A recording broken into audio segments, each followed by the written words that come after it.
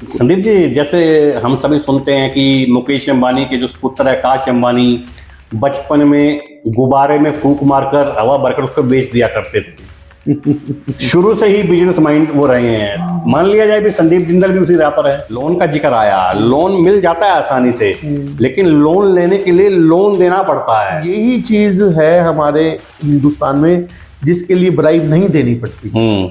आजकल नहीं देनी पड़ती, वो टाइम गया। पहले होता था कि 1% तक आपसे ले लेते हैं। मशीनरी का काम कर लेते हैं, फैक्ट्री में इलेक्ट्रिकल का काम कर लेते हैं। मुझे जानकारी प्राप्त हुई कि बिना डिग्री के आप इलेक्ट्रिकल एंड मैकेनिकल इंजीनियर भी। एक कच्चा आदमी होता है, वो जल्दी सीखता है कोई भी चीज़।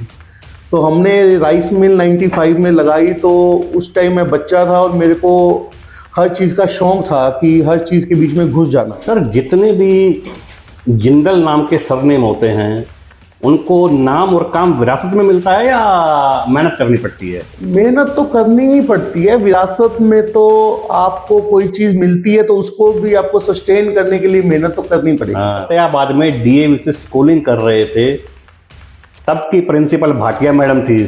आईपी भाटिया मैम थे हमारे। पुनिश करते थे आपको, क्या कारण रहता था? पुनिश तो थोड़ा सा बच्चा, अब हम बच्चे थे तो हमारा ग्रुप था तो हम थोड़े नोटी ज्यादा थे। कुछ तो मेरा ये होता था कि मेरे स्कूल में ना तो मेरी अटेंडेंस काफी कम रहती थी। बैक बेंचर होने के बावजूद भी आप क्लास में हमेशा फर्स्ट आए, ये क्या कारण रहा? नहीं सर, इसमें आपकी थोड़ा सा रिसर्च कम है। फर्स्ट तो हम कभी भी नहीं आए, बट ठीक है, एक एवरेज बच्चे रहे हैं। कंसेप्ट हमेशा क्लियर रहे हैं, बट हमारी कभी रैंकिंग नहीं आई। ऑल्दो मेरे जितने भी क्लासमेट्स थे वो आज सब अच्छी पोजीशंस पे हैं, बहुत अच्छी पोजीशंस पे हैं। जैसे डॉक्टर समीर हैं, वो भी मेरे क्लासमेट रहे हैं।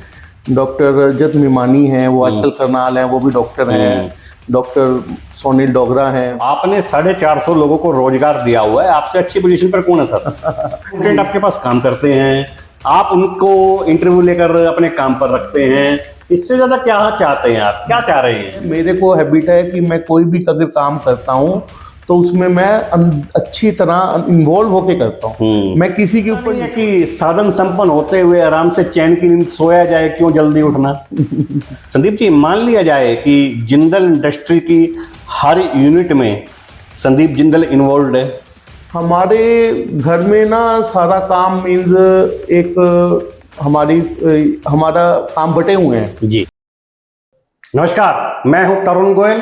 हरियाणा की गूंज के विशेष कार्यक्रम शख्सियत में आपका स्वागत है। आज की जो हमारी शख्सियत है उनके बारे में बता दूं, काफी सौम्य व सरल स्वभाव के जाने जाते हैं। आज की शख्सियत के बारे में जब मैं रिसर्च कर रहा था तो निकलकर सामने आया कि सौम्य व सरल स्वभाव के साथ साथ जरूरतमंदों की सहायता करने के लिए हमेशा तैयार रहते हैं। वहीं इस शख्सियत के बारे में जो चीज सामने आई वह चौंकाने वाली थी कि नौकरी करने के अनेक संसाधन होने के पश्चात भी उन्होंने नौकरी नहीं की बल्कि व्यापार किया, और आज करीब 400 से 450 लोगों को नौकरी पर रखा हुआ है। ज्यादा देर न करते हुए आज रूबरू करवा रहे हैं हमारी आज की शख्सियत, मशहूर चावल विक्रेता श्रीमान संदीप जिंदल साहब से। बहुत बहुत स्वागत है संदीप जिंदल जी। आइएगा सर। सर स्वागत है, please. Thank you sir. Haryana की गूंज ने लोगों को मोटिवेट करने के लिए एक विशेष कार्यक्रम शख्सियत की शुरुआत की। हमारे पास लोगों की डिमांड आई कि मशहूर चावल विक्रेता संदीप जिंदल को आपके प्रोग्राम में बुलाया जाए, जिससे हमें प्रेरणा मिले कि उन्होंने बचपन से लेकर अब तक का सफर कैसे तय किया। सर, शुरुआती बात कर लेते हैं, पढ़ाई आपकी कहां से हुई? पढ़ाई मेरी पहले 6 तक तो मैं चंडीगढ़ था, सेंट कबीर स्कूल के अंदर जी। फिर 6 के बाद जैसे घर के ब्रदर वगैरह वो बाहर पढ़ने चले गए तो मेरे मदर मुझको फतेहाबाद ले आए। फिर आगे की स्कूलिंग मेरी 10th तक डीएवी स्कूल में हुई है। उसके बाद मैंने हायर जो है वो एमएम कॉलेज से +1 +2 की है। देन आई, जैसे कहते हैं ना, drop out. Then I was a college drop out. तो पार्ट 1 में मैंने एडमिशन लिया बीकॉम में, लेकिन फिर मैं उसको पूरा नहीं कर पाया। तो ग्रेजुएशन पूरी नहीं कर पाया मैं। बावजूद उसके आप मशीनरी का काम कर लेते हैं, फैक्ट्री में इलेक्ट्रिकल का काम कर लेते हैं। मुझे जानकारी प्राप्त हुई कि बिना डिग्री के आप इलेक्ट्रिकल एंड मैकेनिकल इंजीनियर भी हैं, कैसे संभव हो पाया? ये सब एक्सपीरियंस से ही हुआ। मीन्स लाइक कि मैं छोटी एज से ही काम में पड़ गया। अभी स्कूलिंग के दौरान भी मेरा जो ज्यादा टाइम था स्कूल के बाद, वो मेरा शॉप पे जाना, पापा के साथ गांव में चले जाना। हमारा बेसिक काम पहले ईंट भट्ठों का भी रहा है, तो भट्ठे पे चला जाना। मीन्स पापा अकेले थे तो उनके साथ हाथ बिटाना। फिर उसके बाद 95 में जब मैं, जो एक रो होता है ना बंदा, एक कच्चा आदमी होता है, वो जल्दी सीखता है कोई भी चीज। तो हमने राइस मिल 95 में लगाई। तो उस टाइम मैं बच्चा था और मेरे को हर चीज का शौक था कि हर चीज के बीच में घुस जाना। तो मशीनरी लाइन फिट हुई, तो अपने जो फोरमैन थे, जो इंजीनियर्स आए फिटिंग के लिए, उनके साथ इन्वॉल्व रहना। तो ऐसे चीजों की नॉलेज होती गई। और कुछ ये भी कारण रहा कि हमारा शहर फतेहाबाद में, बिकॉज संसाधनों की कमी के कारण, मीन्स आपको नॉलेज नहीं होगी तो आप काम नहीं कर पाते। तो पहले आपको नॉलेज गैदर करनी है किसी भी काम की, आपको उस मशीन के बारे में जानना है, इफ एंड बट्स उसके जानने पड़ेंगे। बिकॉज कभी ब्रेकडाउन आएगा तो सबसे पहले उसको आप ही देख सकते हो, बिकॉज यहाँ तो जल्दी से इंजीनियर नहीं मिलता। मान लो अगर आपको उसकी कुछ नॉलेज है, आप इफ एंड बट कुछ हल्का फुल्का भी आपको नॉलेज है, तो आप उस मशीन को, उसके बारे में आप आजकल जैसे है कि भाई आपने वीडियो कॉल कर लिया किसी इंजीनियर को कि ये मशीन में ये आ रहा है, दिक्कत आ रही है। तो ज्यादातर लोग जो फोरमैन होते हैं वो इतने पढ़े लिखे नहीं होते, उनको ज्यादा नहीं, तो वो मेरे को खड़ा होना पड़ता है फिर उनके साथ। जैसे हमने मशीनरी लगाई, सोटेक्स मशीनें लगाई, तो स्टार्टिंग में वो इंग्लैंड से आई थी, तो उसके इंजीनियर्स यहाँ तो है नहीं, उसके इंजीनियर्स को हम ऑनलाइन लेते थे, फोन पे उससे बात करते, भाई इसमें ये दिक्कत आ रही है, इसको कैसे करना है, तो होल्ड फोन के ऊपर उस मशीन को ठीक करना। तो इस तरह धीरे धीरे धीरे कुछ अपना शौक होता है। सर, जितने भी जिंदल नाम के सरनेम होते हैं, उनको नाम और काम विरासत में मिलता है या मेहनत करनी पड़ती है? मेहनत तो करनी ही पड़ती है। विरासत में तो आपको कोई चीज मिलती है तो उसको भी आपको सस्टेन करने के लिए मेहनत तो करनी पड़ेगी। कोई भी है, मीन्स आपके पास आज बहुत कुछ है विरासत में, अगर आपकी आने वाली जनरेशन उसको नहीं संभालेगी तो वो तो ज्यादा टाइम नहीं लगेगा उसको भी करने में। तो मेहनत तो करनी पड़ती है, कोई भी काम है मेहनत से ही आगे बढ़ेगा, वो ऐसे आगे बढ़ ही नहीं सकता। संदीप जी, मैं आपको काफी वर्षों से जानता हूँ, काफी शर्मीले नजर आते हैं, काफी सौम्य नजर आते हैं, सरल नजर आते हैं, लेकिन मैं रिसर्च जब कर रहा था, जानकारी निकलकर सामने आई, जब आप फतेहाबाद में डीएवी से स्कूलिंग कर रहे थे, तब की प्रिंसिपल भाटिया मैडम थी। आईपी भाटिया मैम थे हमारे। पुनिश करते थे आपको, क्या कारण रहता था? पनिश तो थोड़ा सा बच्चा, अब हम बच्चे थे तो हमारा ग्रुप था तो हम थोड़े नोटी ज्यादा थे। मीन्स नोटी भी थे, और लगा लो कि कुछ तो मेरा ये होता था कि मेरे स्कूल में ना तो मेरी अटेंडेंस काफी कम रहती थी, तो मैं अपने बिजनेस में इन्वॉल्व रहता था। मैं उससे भी 10th से भी पहले ही बिजनेस में आ गया था, इन्वॉल्व हो गया था। मीन्स लाइक 7th 8th में दिल्ली चले जाना अकेले बसेस में बैठ के, वहाँ काम, कुछ सामान लेके आना है, कुछ और लेके आना है। मीन्स तो उस तरह से हमारा जो ग्रुप था वो स्कूल में थोड़ा नोटी था। तो नोटी होने के कारण हमको स्कूलिंग में थोड़ी पनिशमेंट्स लगा लो, कुछ भी लगा लो, इस तरह से थोड़ा सा हम क्लास में ना, जैसे कि बैक बेंचर्स, तो बैक बेंचर्स जो होते हैं उनको पनिशमेंट मिलती ही है स्कूल में। बैक बेंचर होने के बावजूद भी आप क्लास में हमेशा फर्स्ट आए, ये क्या कारण रहा? नहीं सर, इसमें आपकी थोड़ा सा रिसर्च कम है। फर्स्ट तो हम कभी भी नहीं आए, बट ठीक है, एक एवरेज बच्चे रहे हैं, कंसेप्ट हमेशा क्लियर रहे हैं, बट हमारी कभी रैंकिंग नहीं आई, हमारे ग्रुप में से किसी की भी रैंकिंग नहीं आई। ऑल दो मेरे जितने भी क्लासमेट्स थे वो आज सब अच्छी पोजीशंस पे हैं, बहुत अच्छी पोजीशंस पे हैं। जैसे डॉक्टर समीर हैं, वो भी मेरे क्लासमेट रहे हैं। डॉक्टर रजत मिमानी हैं, वो आजकल करनाल हैं, वो भी डॉक्टर हैं। डॉक्टर सोनील डोगरा हैं। आपने 450 लोगों को रोजगार दिया हुआ है, आपसे अच्छी पोजीशन पर कौन है सर? मीन्स लाइक आप एजुकेशन में, एजुकेशन फील्ड में जो लोग आगे रहे हैं, ये मेरा तो था कि मेरे को प्रैक्टिकल नॉलेज बहुत थी। सर, चार्टेड अकाउंटेंट आपके पास काम करते हैं, आप उनको इंटरव्यू लेकर अपने काम पर रखते हैं, इससे ज्यादा क्या चाहते हैं आप, क्या चाह रहे हैं? नहीं, चाह कुछ नहीं रहे हैं। हाँ। ये एक अपनी ना एक हैबिट हो जाती है। मेरे को हैबिट है कि मैं कोई भी अगर काम करता हूँ तो उसमें मैं अच्छी तरह इन्वॉल्व होके करता हूँ। मैं किसी के ऊपर नहीं छोड़ता। इवन मैं बैंक में जाऊंगा, मैं कितना भी बैंक वाले मुझको कहेंगे यस सर आप आए, ठीक है, मैं कभी ऐसा नहीं है मैं वोचर खाली छोड़ के आऊंगा। मैं वोचर उनके टेबल पे बैठ के भर के दे के उनको प्रॉपर दे के आऊंगा। मैंने बहुत लोगों को देखा है वो खाली चेक दे आएंगे भी ये मेरे अकाउंट में डिपॉजिट कर दो, ऐसे दो। मेरी आदत नहीं है वो। मेरी आदत है कि जो काम मैं कर सकता हूँ वो मैं ही करूंगा उसको। मेरे ऑफिस में भी कभी आप आएंगे तो मैं ज्यादातर अपने कोलीग्स के बीच में बैठा होता हूँ। मैं अपने फ्रंट ऑफिस में कोई आएगा तो उसे मिलने के लिए बैठूंगा, लेकिन मेरा ज्यादातर बैठना मेरे ऑफिस में, मेरे जो ऑफिस का स्टाफ है मैं उनकी अंदर ही बैठता हूँ। तो उसमें यही होता है कि जो काम मेरे करने वाला है वो मैं उसको एग्जीक्यूट करता हूँ। मैं बहुत ज्यादा ये नहीं है कि किसी के ऊपर डालता हूँ। अगर उनके काम है कोई या डिस्ट्रीब्यूट करना है काम को, तो वो भी उन्हीं के अंदर बैठ के ही डिस्ट्रीब्यूट करता हूँ। तो इसीलिए ये सारा कुछ ऐसे ही हो जाता है कि अब आज कुछ काम करना पड़ेगा तो डिपेंडेंसी नहीं है किसी के ऊपर। मीन्स कल को मेरा कोई स्टाफ नहीं है, वो छुट्टी पे गया है, तो मेरे को ये नहीं है कि मेरा लड़का नहीं है, हाँ मैं वो काम कर सकता हूँ, मैं बैठ के कर लूंगा, मुझको उसकी वेट नहीं करनी पड़ती। तो आदत है शुरू से इस तरह काम करने। अर्ली मॉर्निंग आपका रूटीन है, स्टार्ट हो जाता है, वॉकिंग है, जिम है, बावजूद उसके आप बताया गया है कि बिना नहाए धोए फैक्ट्री भी चले जाते हैं आप। आपके जो नहाने का समय होता है वो 1 से 2 बजे के करीब होता है। जानकारी गलत तो नहीं है ना मेरी? नहीं, ठीक है, ठीक है ना सर? लगता नहीं है कि साधन संपन्न होते हुए आराम से चैन की नींद सोया जाए, क्यों जल्दी उठना?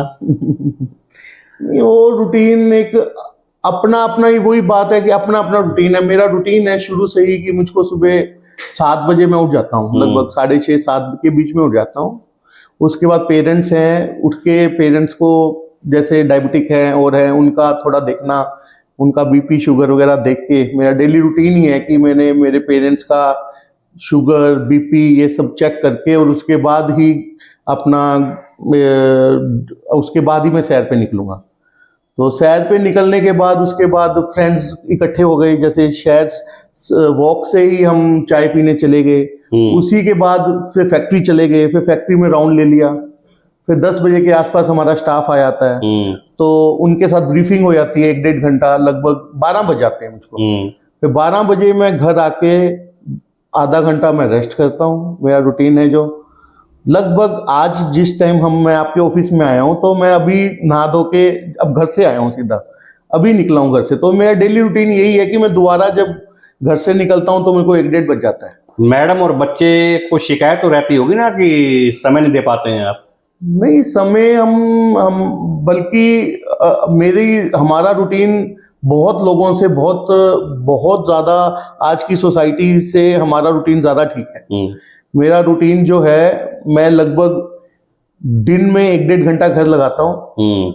इवनिंग में हम 7:30-8 बजे ऑफिस से हम घर आ जाते हैं। उसके बाद हम बच्चों के साथ ही टाइम, मेरा बहुत ज्यादा बाहर सिटिंग नहीं है। मेरा डेली का यही रूटीन है कि 7:30-8 बजे मैंने घर आ जाना है, फिर बच्चों के साथ ही वॉक कर लेते हैं, उनके साथ ही कुछ उनको काम है, कोई इधर जाना है, कहीं घुमा के लाना है, उसके बाद घर के वालों के लिए। संदीप जी, आज से 3.5 दशक पहले आपने जब राइस इंडस्ट्री की शुरुआत की थी, उस समय संसाधनों की बहुत सी कमी थी। संसाधन नहीं थी, मशीनरी के लिए दूर जाना पड़ता था, पार्ट्स के लिए ट्रांसपोर्टेशन नहीं थी। बावजूद उसके आज आप नॉर्थ हरियाणा के सबसे ज्यादा इनकम टैक्स पेयर बन गए हैं। कैसे संभव हो पाया ये सब मेहनत से ही हुआ है। मेहनत तो करनी पड़ती है। मीन्स कोई टाइम ऐसा था कि हम सुबह 6 बजे फैक्ट्री आते थे, रात के 2 बजे तक हम फैक्ट्री होते थे, रात के 2-2 बजे तक हम लोडिंग करते थे। हमने खर्चा कम किया, ओवरहेड एक्सपेंसेस हमारे कम थे, बहुत कम थे लोगों के। हम आज भी एक लाला टाइप ऑफ बिजनेस ही रन करते हैं। इसके अंदर क्या है कि हमारे कोई भी काम हम करते हैं, 3 चीजों की मूल लागत होती है। एक तो मूल रॉ मटेरियल, दूसरा आप उसको प्रोसेस कर रहे हो, तीसरा उसको प्रोसेसिंग करने के अंदर आपका एक्सपेंसेस क्या आ रहे हैं। मेरे केस में क्या था, मेरे केस में हमारे ओवरहेड एक्सपेंसेस कम थे, मंडी में मैं जाता था, मैं माल परचेज करता था, मैंने परचेजर्स नहीं रखे हुए थे, वो भी काम मैं खुद करता था। मैं फिर फैक्ट्री जाता था, प्रोडक्शन को भी संभालता था, कोई प्रोडक्शन के हमारे पास मैनेजर्स नहीं थे उस टाइम। तो उन सब से क्या है कि मेरी जो कॉस्ट थी, जो ओवरहेड एक्सपेंसेस थे वो बहुत कम थे, तो उसमें मेरे को मार्जिन मिला। तो मार्जिन मिला तो ऐसे ही जैसे धीरे धीरे हम ग्रो किए। आज भी हम जिस स्केल पे काम कर रहे हैं उस स्केल में हम 50% मैं मेरे ब्रदर हम 50% हम खुद काम करते हैं और 50% हमारे जो भी एम्प्लॉयज हैं वो काम करते हैं।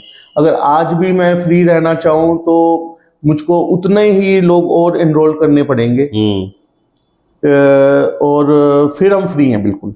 बट क्या है कि हमारी आदत है उस तरह की कि हम सारे कामों में खुद ही घुस जाते हैं। और लाला टाइप ऑफ बिजनेस ही यही है। लाले का मतलब ही यही है। लाला एक ऐसा ही होता है जो अपनी दुकान पे कोई लाला बैठा है, वो माल भी देखेगा, भी पड़ते से खरीदना है, पड़ते से बेचना है। तो हमने उसके लिए कोई बहुत ज़्यादा सैलरीज नहीं हमको कभी पे करनी पड़ी।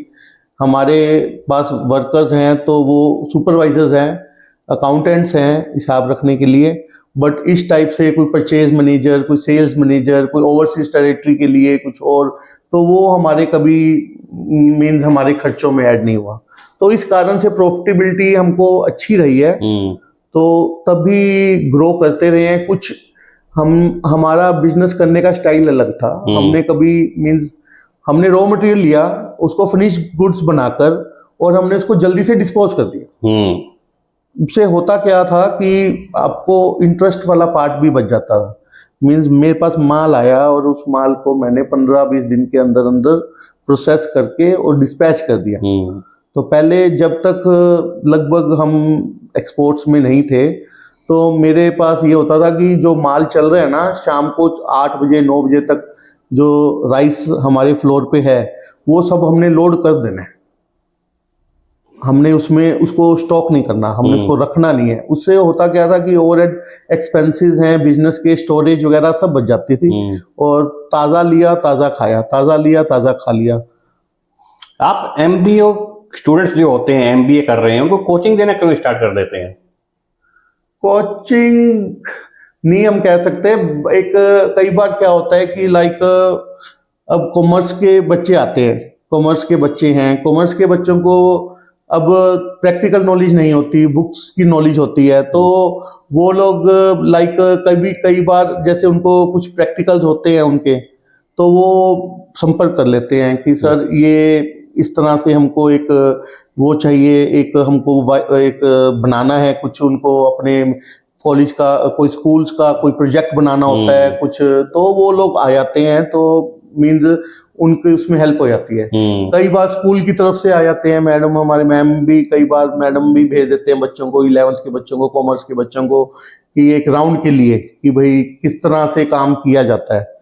तो उन चीज़ों में अच्छा लगता है यार करके। मीन्स कोई जानकारी आपको हो, आप किसी से शेयर करो किसी भी चीज़ को, तो हमको इस चीज़ में कोई इतराज़ नहीं है कि मेरे को आज कोई जानकारी है मैं आपसे साझा करूं जिससे आपकी बेटर, आप उससे कुछ और बेटर कर सको, तो हमको उससे कोई परहेज नहीं है। लीजिएगा संदीप जी, साथ में लेते रहिएगा। संदीप जी, मान लिया जाए कि जिंदल इंडस्ट्री की हर यूनिट में संदीप जिंदल इन्वॉल्व है। हमारे घर में ना सारा काम मीन्स एक हमारा काम बटे हुए हैं जी।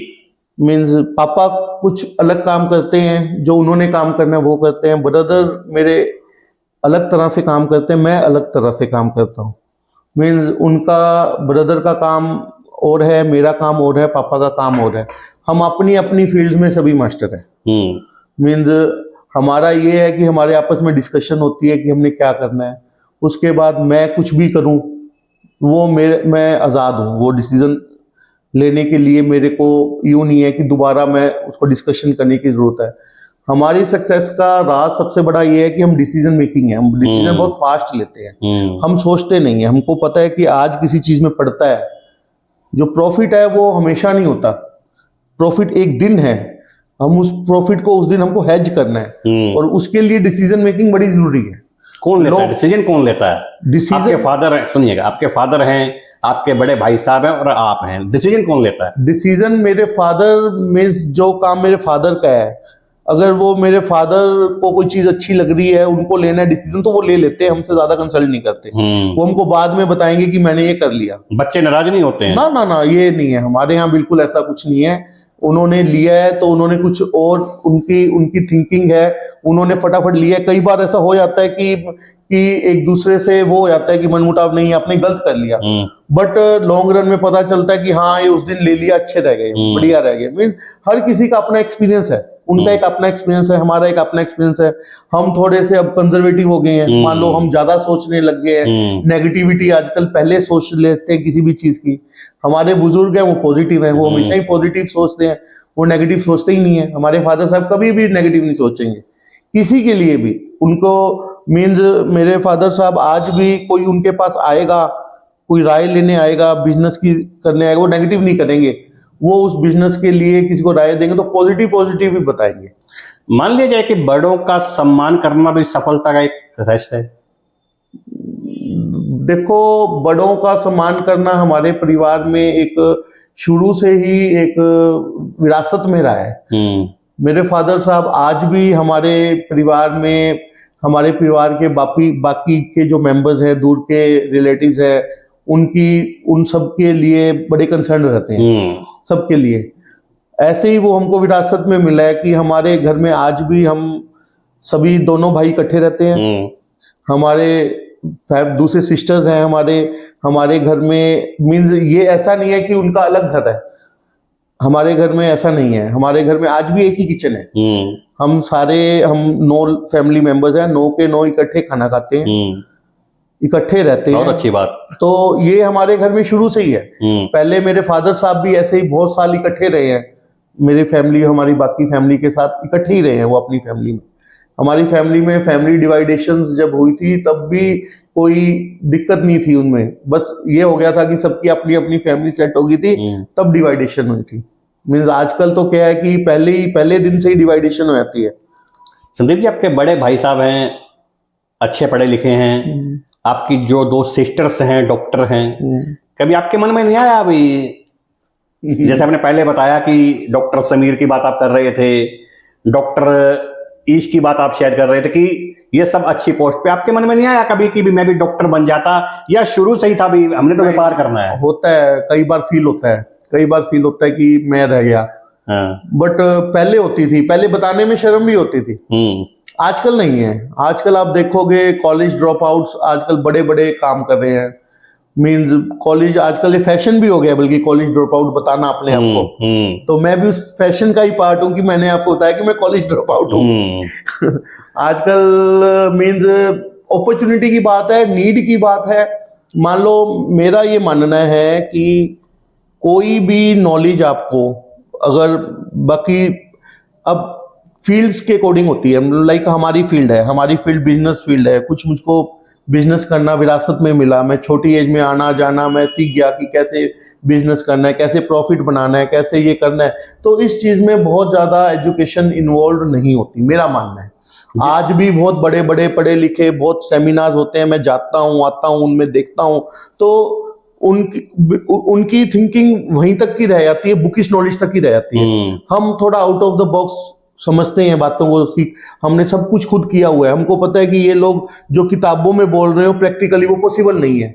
अगर हम उसको इम्प्लीमेंट करेंगे बहुत हमारी इंडस्ट्री में बहुत सी बड़ी बड़ी फैक्ट्रियां बहुत नुकसान करा है उन लोगों ने, वो इसीलिए ही करा है कि उनके कंसल्टेंट्स बहुत ज्यादा थे। वो किताबी बातें करते थे, किताबी बात करके हमारी फील्ड में हमारी इंडस्ट्री में आज तक कोई कामयाब नहीं हुआ। इस इंडस्ट्री में किताबी बातों में कभी कोई कामयाब नहीं हुआ। हम बहुत बार लोगों से उल्टा चलते हैं। मीन्स हमारी सोच अलग होती है और बुकिश लैंग्वेज कुछ और है। हम उस सोच को इम्प्लीमेंट करते हैं तो हम ठीक रह जाते हैं।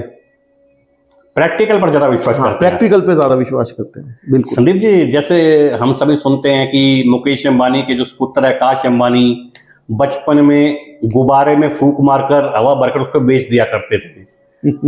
शुरू से ही बिजनेस माइंड वो रहे हैं। मान लिया जाए भी संदीप जिंदल भी उसी राह पर है? नहीं, इस तरह से तो नहीं कुछ, बट मैं बहुत छोटी एज में ही मीन्स बिजनेस जैसे ईंटों के भट्ठे पे जाना, जैसे जो लोग आज देखते हैं डे बुक, वो डे बुक तो मैंने 12-13 साल की उम्र में ही डे बुक बनाना सीख लिया था। रोज नामचा जिसको हम बोलेंगे, जी कि क्रेडिट आया डेबिट गया, ये चीजें तो बहुत पहले ही सीख ली थी। तो इस टाइप से, बट ऐसे नहीं कि ये इतना भी नहीं था कि भाई कोई चीज लिया बेची इस टाइप से कर ली हो, कुछ और कर ली हो, इस टाइप से कभी नहीं किया। मतलब श्री राजकुमार जिंदल जी जो आपके पिताजी हैं, उन्होंने बचपन में ही देख लिया था कि बेटा बैक बेंचर होते हुए भी लायक है। जरूरत थी घर पे, हम शुरू से ही बिजनेस वाली फैमिली रहे हैं, बिजनेस काफी स्कैटर्ड रहे हैं, ज्यादा हमारे पास एक मैन पावर की कमी रही है हमेशा से, तो इसीलिए ही एक छोटी एज में बिजनेस में आना पड़ा, बिकॉज घर पे मैन पावर नहीं थी। ब्रदर्स बाहर पढ़ने गए हुए थे, सिस्टर बाहर थे, सब बाहर थे, तो पापा को एक हेल्पिंग हैंड चाहिए था बिजनेस में। कुछ मेरा इंटरेस्ट था, मेरे को बहुत इंटरेस्ट होता था, मुझको गाड़ियां चलाने का बड़ा शौक था, बड़ी छोटी एज में मैं गाड़ी चलाने लग गया था। तो फादर के साथ कहीं जाना, पापा ने कहीं जाना है तो पापा मैं चलता हूँ साथ आपके, तो इसीलिए जाना होता था कि भाई गाड़ी चलाने को मिलेगी, पापा के साथ जाऊंगा तो गाड़ी चलाने को मिलेगी। मैं 6-7 क्लास में ही गाड़ी चलाने लग गया था। एज मेरे ख्याल से 12-13 साल की उम्र में मारुति 800 पुराने मॉडल वाली वो चलाता था मैं उसके अंदर, और खूब लंबी ड्राइविंग कर लेता था। तो इस कारण पक्ष पापा के साथ रहना, उनके साथ रहे तो सीख गए सब कुछ। मतलब कानून की उल्लंघना ये बचपन में की है आपने? तब इतना कुछ होता नहीं था कानून में, इसको तो याद है कि ड्राइविंग लाइसेंस भी था मेरे पास। अगर पहले बन जाते थे ऐसे ड्राइविंग लाइसेंस ना छोटी एज में, पहले इतना नहीं होता था। कपूरथला से बन जाया करते थे? नहीं, फतेहाबाद से भी बन जाते थे। मेरा ड्राइविंग लाइसेंस पे, अगर आप मेरा ओरिजिनल ड्राइविंग लाइसेंस कोई पुराना ही चला आ रहा है, अगर आप उसको देखोगे तो वो 95 का बना हुआ है। तो 95 में तो मैं 18 साल का नहीं था, तब तो मैं नहीं था, लेकिन पहले बन जाते थे। संदीप जी, मैं जब आपके बारे में रिसर्च कर रहा था तो एक बात निकल कर सामने आई कि हेल्पिंग हैंड है, जरूरतमंद कोई भी किसी भी समय संदीप जिंदल जी के दरवाजे पर जाता है तो खाली हाथ नहीं लौटता है। सच्चाई है क्या? एक मीन्स जरूरतमंद आते हैं, मीन्स वो तो एक फैमिली का ही है हमारी फैमिली में। हमारे बाबूजी भी कभी भी मीन्स कहीं पर भी कुछ जरूरत पड़ी है तो उन्होंने कभी ना नहीं की। तो कोई आता है तो खाली नहीं भेजते, मीन्स कोई आया और किसी को जरूरत है, तो ये शुरू से रहा है कि हम लोग एक जिसको बोलते हैं कि एक धर्मादा भी निकालना है, तो वो एक हमने सोचा हुआ है कि भाई उस चीज में मना नहीं करते, किसी चीज के लिए कोई इफ एंड बट नहीं करते, वो हम एक साल का अपनी इनकम में से निकालते हैं कि वो करना ही करना है। व्यापार कितने देशों में कर रहे हैं आप? व्यापार लगभग हम इस टाइम 15 से 16 कंट्रीज के अंदर राइस भेजते हैं, ज्यादा गल्फ कंट्रीज में कर रहे हैं, कुछ यूरोप में भी जाता है। डिमांड के ऊपर है, अफ्रीका में जा रहा है, मीन्स डिमांड के ऊपर है, कहीं से डिमांड आई है और हमारे पड़ते में है, मीन्स कोई चीज हमको प्रॉफिट निकाल पा रहे हैं तो वो हो जाता है। जाते होंगे ना, टूर तो करते होंगे ना आप कंट्रीज का? हाँ बिल्कुल, वो काम मेरे ब्रदर का है। आप गए हैं कभी? मैं बहुत गया हूँ बाहर, घूमने के लिए भी बहुत जाते हैं, वैसे मैं बहुत जाता हूँ, हर साल हर ईयर आना जाना होता है, बट बिजनेस के लिए बाहर का फॉरेन जो हमारा जितना भी है बिजनेस, बाहर का बिजनेस है, क्लाइंट्स हैं हमारे, वो मेरे ब्रदर डील करते हैं, मेरा काम है लोकली डील करना। संदीप जी, स्टेट में कोई बड़ी इंडस्ट्री डेवलप नहीं हो पाई है, जो पहले इंडस्ट्री थी वो सब मूव कर गई है। उनका कहना है कि गवर्नमेंट जो है सहयोग नहीं करती है, कैसे देखते हैं इसको? सर हमारे यहाँ पहले बहुत दिक्कतें थी, बहुत सारे इफ एंड बट्स होते थे कि मान लो अगर हम बाय लॉज कोई काम करते हैं तो कर ही नहीं पाते थे। थोड़ा ईज हुआ है जब हमारे पहले अभी वाजपेयी गवर्नमेंट में बड़ा ईज हुआ, उधर मोदी साहब आए, इन्होंने पॉलिसी मेकिंग बहुत अच्छी करी, सिंगल विंडो सिस्टम किया, गवर्नमेंट ने पॉलिसीज बहुत बनाई हैं, बट इम्प्लीमेंटेशन नहीं है। आज अगर आप कोई काम करना चाहो तो बहुत अच्छी अच्छी पॉलिसीज हैं गवर्नमेंट की, लेकिन उस पॉलिसीज एक तो लोगों को पता नहीं है कि भाई ये पॉलिसी आप इस तरह कर सकते हो। आज अगर आपको एमएसएमई के अंदर गवर्नमेंट आपको कोई भी काम करना है तो आपको गवर्नमेंट की तरफ से बहुत सारा सपोर्ट है। लाइक आपको 5 करोड़ रुपीस तक का तो लोन जो है उसके लिए आपको कोलेटरल की जरूरत नहीं है। एमएसएमई के अंदर 5 करोड़ तक का लोन कोलेटरल की जरूरत नहीं है। आपको रेट ऑफ इंटरेस्ट के अंदर सबवेंशन मिलता है। सबवेंशन का मतलब होता है कि आपको बैंक ने 9% ब्याज पे दिया। सर रोकना चाह रहा हूँ संदीप जी, लोन का जिक्र आया, लोन मिल जाता है आसानी से, लेकिन लोन लेने के लिए लोन देना पड़ता है, लोन मिस देना पड़ता है, ब्राइब देनी पड़ती है। इसको कितना मानते हैं? एक यही चीज है हमारे हिंदुस्तान में जिसके लिए ब्राइब नहीं देनी पड़ती। आजकल नहीं देनी पड़ती, वो टाइम गया। पहले होता था, पहले होता था कि 1% तक आपसे ले लेते थे। बहुत बड़ी अमाउंट बता रहा हूं मैं आपको। किसी टाइम होता था जब बैंकों के पास पैसा नहीं होता था, पब्लिक सेक्टर बैंक्स होते थे, आप एप्लीकेशन लगाते थे, 1-1, 2-2 साल आपके लोन सैंक्शन नहीं होते थे। ठीक। अगर आज आपका सिबिल स्कोर अच्छा है, ठीक है, आपका बैकग्राउंड अच्छा है, आपके पास आप जो प्रोजेक्शंस दे रहे हो बैंक को, मान लो एक प्रोजेक्ट रिपोर्ट आपने एक नया काम करना है तो आप उसकी प्रोजेक्ट रिपोर्ट बनाओगे, ठीक है, उस प्रोजेक्ट रिपोर्ट में आप प्रोजेक्शंस दोगे और उससे आपका बैंक का जो क्रेडिट वाला बंदा है वो सेटिस्फाइड है, तो लोन तो वो आपके पीछे पीछे घूम रहे हैं। पैसा लोन लेना मुश्किल नहीं रहा आज के दिन। मुश्किल है उस लोन को लेने के लिए जो कागजी कार्रवाई है वो बड़ी मुश्किल है। मींस आपको आज एक इंडस्ट्री लगानी है, इंडस्ट्री लगाने के लिए आपको सीएलयू लेना है। उस सीएलयू को लेने का तरीका बहुत बेकार है। बहुत कई बार क्या होता है कि ब्लैकमेलिंग शुरू हो जाती है, वो बहुत बुरा है। मीन्स आपको एक जेन्युइन सा, चलो ठीक है कि अब एक, लेकिन अब ये इसको बदला नहीं जा सकता हिंदुस्तान में। ये सेंड पर बिल्कुल नहीं बदल सकते आप, बिकॉज ये इस व्यवस्था को कोई बदलना चाहता ही नहीं है। देखो, जिसने काम करना है या तो आप काम ही नहीं कर पाओगे। अगर आपको काम करना है तो आपको उस व्यवस्था के साथ चलना पड़ेगा, आपको काम अपना उसी हिसाब से प्लान करना पड़ेगा, उस व्यवस्था को पहले कैलकुलेट करना पड़ेगा। पार्ट ऑफ बिजनेस मानना पड़ेगा, बिल्कुल पार्ट ऑफ बिजनेस मानना पड़ेगा आपको वो चीज पहले लेके चलनी पड़ेगी। आपको एक कहते हैं ना कि आपको प्रोजेक्शन में आगे आने वाले टाइम में एक बिल्कुल कटाक्ष करूंगा कि भाई बैंक को ये भी प्रोजेक्शन में लिख के देना पड़ेगा, भाई इतने पैसे रिश्वत की भी देने पड़ेंगे। मतलब प्रेजेंटेशन में जो है बजट निकालना पड़ेगा, बजट निकालना पड़ेगा। ठीक है ना जी। कई बार वो बजट ज्यादा बड़ा हो जाता है जो आपको पता ही नहीं होता है। वो आप बजट से बाहर हो जाते हो जब आप उसको नहीं सोच के चलोगे तो उस पार्ट को। इतने हाई ग्रेड आजकल ये भी तो निकल कर सामने आ रहा है संदीप जी कि जिंदल इंडस्ट्री के मालिकों से रिश्वत मांगते हुए अधिकारी डरते हैं। नहीं, आजकल रिश्वत ऐसे नहीं मांगी जाती, अब वो ट्रेंड भी बदल चुका है। आपसे तो प्रत्यक्ष अप्रत्यक्ष रूप किसी तरीके से नहीं मांगी जाती, ऐसा सुनने में आया है मेरे। नहीं, देखो वो एक, जब कोई अनएथिकल, कोई बहुत ज्यादा खराब करता है, बिल्कुल बिल्कुल, तब हमारे फादर साहब थोड़े स्ट्रिक्ट हैं। फिर वो कई बार भिड़ भी जाते हैं ऑफिसर से, भाई ये क्यों नहीं कर रहे हो, किस लिए नहीं कर रहे हो। किस्सा भी पहले एक काफी चर्चित रहा है, एक अधिकारी के खिलाफ आपके पिताजी हो गए थे, शायद शिकायतबाजी भी हुई थी, ऐसा कुछ हुआ था ना? हाँ, पहले हुआ था, एक जीएसटी की रेड हुई थी। मीन्स उसमें अधिकारी मनमानी कर रहे थे अपनी काफी, तो वो उनके खिलाफ एक सीबीआई कंप्लेंट की थी फादर साहब ने, तो वो कार्रवाई हुई थी उनके अगेंस्ट। तो उनको, पूरी टीम को, आज भी वो सस्पेंडेड है वो टीम पूरी जीएसटी की। तो कई बार क्या, जितने भी आज के दिन मीन्स अब कुछ नए लॉज आ रहे हैं हमारी हरियाणा, एक्चुअली ना लॉज की जितने कोई सेंट्रल गवर्नमेंट सोचती है तो वो हमारे यहाँ सबसे पहले इम्प्लीमेंट होता है।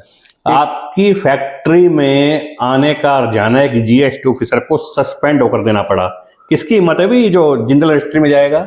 नहीं, सस्पेंड मीन्स वो मीन्स एक्चुअली कुछ हो ना तो बंदा कहे कि भाई गलत था। मीन हमारे राइस प्रोडक्ट क्या है, राइस प्रोडक्ट के अंदर कि हम एक्सपोर्ट करते हैं, एक्सपोर्ट के ऊपर कोई जीएसटी नहीं लगता, ठीक है। जो जीएसटी फ्री चीज है उसकी पैकिंग पे भी कोई जीएसटी नहीं है, ठीक है। और हमारे यहाँ अब जीएसटी का स्लैब क्या है कि अगर हम 26 केजी से कम की पैकिंग करते हैं तो हमको जीएसटी पे करना है। तो इसमें होता क्या है कि अब हम डोमेस्टिक हमारा काम नहीं है, बहुत कम काम है। मीन्स हम 10 किलो की पैकिंग, 5 किलो की पैकिंग, 1 किलो की पैकिंग, हमारा इस तरह से काम नहीं है। हमारा काम है एक्सपोर्ट्स का। हम बल्क में राइस लेते हैं और बल्क में ही राइस हमारा एक्सपोर्ट में चला जाता है। उसमें क्या है कि हमारे जो पैकिंग मटेरियल्स आते हैं और आते हैं, इनके ऊपर हमको एक ना ड्यूटी ड्रॉबैक मिलना होता है कि मान लो आज पैकिंग मटेरियल है 18 रुपए का, उसके ऊपर 18% पैकिंग पे ऊपर जीएसटी लग गया, हमने वो जीएसटी पे कर दिया, तो हमारा एक तरह से वो रिफंड आना होता है। तो उस रिफंड के प्रोसेस में हमको ये ब्राइब्स देनी पड़ती हैं वापसी लेने के लिए। सरकार से पैसे वापसी लेना बहुत मुश्किल है। संदीप जी, देश में बेरोजगारी की दर दिन प्रतिदिन बढ़ती ही जा रही है, इसका क्या कारण मानते हैं? मैं नहीं मानता। मैं आपसे पूछता हूं, आज आपको एक स्किल्ड बंदा चाहिए, आपको मिलेगा? नहीं मिलता। आप मानोगे फतेहाबाद शहर के अंदर भी आज के दिन आपको स्किल्ड वर्कर चाहिए, स्किल्ड अकाउंटेंट चाहिए। बेरोजगारी इसीलिए है, जो बंदा काम करना नहीं चाहता ना, बेरोजगार वो ही है, दूसरा लड़का बेरोजगार नहीं है। मीन जो काम ही नहीं करना चाहता, जिसको आदतें गलत पड़ गई हैं, जैसे आजकल बहुत ज्यादा पड़ गई है, नहीं तो बेरोजगारी नहीं है इतनी वो वाली बातें नहीं है। अब आज मेरे को 10 तरह के बंदे चाहिए, नहीं मिलते। फतेहाबाद शहर में तो बिल्कुल भी नहीं मिलते। एक हल्का आप एक अकाउंटेंट रखना चाह रहे हो, आपको जल्दी से अकाउंटेंट नहीं मिलेगा। आप एक इलेक्ट्रीशियन रखना चाह रहे हो, आपको इलेक्ट्रीशियन नहीं मिलेगा। प्लम्बर रखना चाह रहे हो, आपको प्लम्बर नहीं मिलेगा। आर्किटेक्ट रखना चाह रहे हो, आपको आर्किटेक्ट नहीं मिलेगा। देखो, एक स्केल है। आप बेरोजगारी किसको बोलोगे? बेरोजगारी ठीक है, आप देख रहे हो कि कोई बंदा 1 करोड़ रुपए का पैकेज ले रहा है, कोई बंदा 20 लाख का पैकेज ले रहा है। अगर हम उसमें कंपेयर करेंगे कि भाई बेरोजगार वो होते थे जिनके पास कोई काम धंधा मिलता ही नहीं था उनको। आज के दिन 15,000 20,000 रुपए कमाना कुछ भी नहीं है। कोई भी बंदा बड़ा इजीली 15-20 हजार रुपए महीना कमा सकता है। बहुत तरह के काम है, बहुत तरह के काम है। इवन स्ट्रीट वेंडर्स भी हैं, जो स्ट्रीट वेंडर्स होते हैं वो भी महीने का 25-30 हजार रुपए कमा लेते हैं। संदीप जी, आज का युवा रोजगार न मिलने की सूरत में हताश हो जाता है, गलत कदम उठा लेता है, सोच विचार नहीं करता है, क्या संदेश देना चाहेंगे? देखो, युवा को जरूरत, जो युवा ये सोचता है कि गवर्नमेंट ही उसको नौकरी दे, वो गलत है। गवर्नमेंट इतने लोगों को अकोमोडेट कर ही नहीं सकती है, हमारी इतनी पॉपुलेशन है। ट्राई करना चाहिए, आपको कंपटीशन में हिस्सा लेना चाहिए, बट उसी पे ही डिपेंड नहीं रहना चाहिए। साइड बाय साइड आपको काम करना चाहिए। लोग बहुत तरह के काम कर रहे हैं, बड़े इनोवेटिव वाले काम कर रहे हैं लोग आजकल। इस तरह के, अब ज्यादा दूर नहीं जाते, हम कुंभ पे चले जाते हैं। मैंने वहां हम देखा कि कोई दातुन बेच रहा है, उसको आइडिया आया, अपनी गर्लफ्रेंड से आइडिया आया कि इतने लोग आएंगे और उसको दातुन बेचे। वो उसका आ रहा था कि उसने 2 लाख रुपए की दातुन बेच दी इतने दिनों में। तो मीन्स क्या है कि आपको कुछ सोच के थोड़ा आप दिमाग लगाओ तो आपको 15-20 हजार रुपये कमाना कोई मुश्किल नहीं है।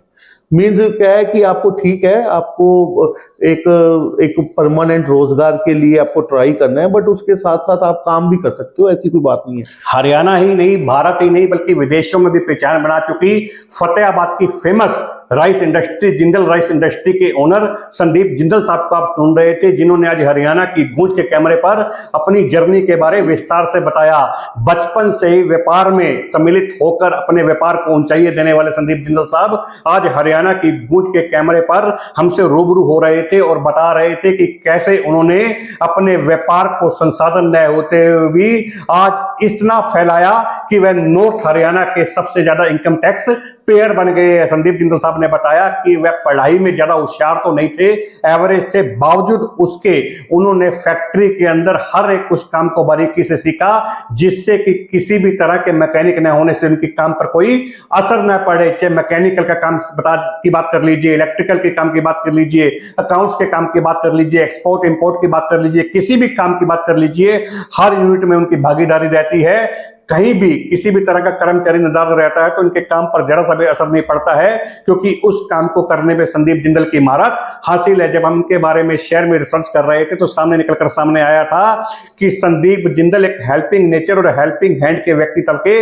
धनी है। तो उन्होंने बताया कि वह उनको संस्कार है विरासत में मिले हैं। उनके पिताजी की बात कर लीजिए, उनके परिवार की बात कर लीजिए, जब जब भी वह छोटे थे तो वह देखते थे कि उनके दर पर कोई जरूरतमंद आता था तो कभी खाली नहीं लौटता था। बस यही संस्कार उन्हें विरासत में मिले, और अब उनके पास कोई जरूरतमंद आता है तो वह खाली नहीं लौटाते हैं, जो उनसे बन पाता है कुछ ना कुछ देकर जरूर रवाना करते हैं। जब हमने इनसे पूछा कि आज बेरोजगारी की दर बढ़ रही है, क्या कारण मानते हैं, तो उन्होंने कहा कि मैं इस बात से सहमत ही नहीं हूं कि देश में बेरोजगारी की दर बढ़ रही है, क्योंकि जो बेरोजगार है वह लोग हैं जो काम ही नहीं करना चाहते हैं। आप काम करने वालों को सामने लेकर आइए, उनकी फैक्ट्री में बहुत से लोगों की जरूरत है, उनके यहां ऐसे लोगों की जरूरत है जो स्किल्ड हो, जो पढ़े लिखे हो, लेकिन ऐसे लोग उन्हें मिलते ही नहीं है। फतेहाबाद की बात छोड़ दीजिए, समूचे हरियाणा में ऐसे लोग नहीं है जो अपने काम में माहिर हो। ये जो लोग बेरोजगार की श्रेणी में आते हैं, ये वह लोग हैं जो काम करना ही नहीं जानते। उन्होंने एक उदाहरण देते हुए बताया कि प्रयागराज महाकुंभ में एक ऐसे व्यक्ति काफी हाईलाइट हुआ जिसने अपने गर्लफ्रेंड के कहने पर है